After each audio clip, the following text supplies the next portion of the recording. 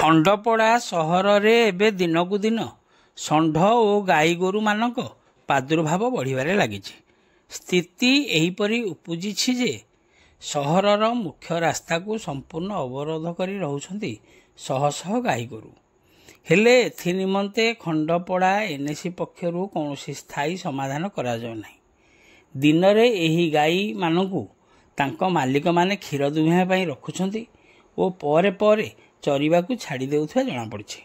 ଫଳରେ ଶହ ଶହ ଗାଈ ଗୋରୁ ସହରର ପ୍ରତ୍ୟେକ ସାହି, ପ୍ରତ୍ୟେକ ଛକ, ବାଇପାସ୍ ରାସ୍ତା, ସମସ୍ତ ସରକାରୀ କାର୍ଯ୍ୟାଳୟ ପରିସର ଏବଂ ମୁଖ୍ୟ ରାସ୍ତା ଉପରେ ଏଣେ ତେଣେ ବୁଲୁଛନ୍ତି।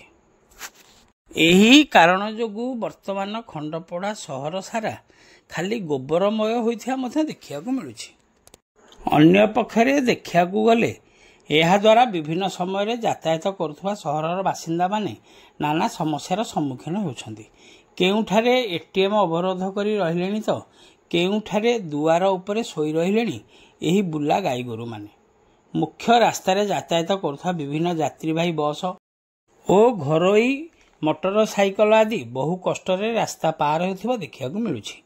ଏହି ଗାଈ ଗୋରୁମାନଙ୍କ ଯୋଗୁଁ ମଧ୍ୟ ବିଭିନ୍ନ ସମୟରେ ଛୋଟ ବଡ଼ ଅଘଟଣ ଘଟୁଛି।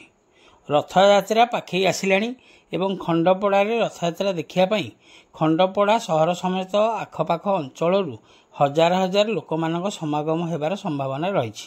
ଯଦି ଏହିଭଳି ପରିସ୍ଥିତି ଲାଗି ରହେ ତେବେ ବହୁତ ଟ୍ରାଫିକ୍ ସମସ୍ୟା ଉପୁଜିବ।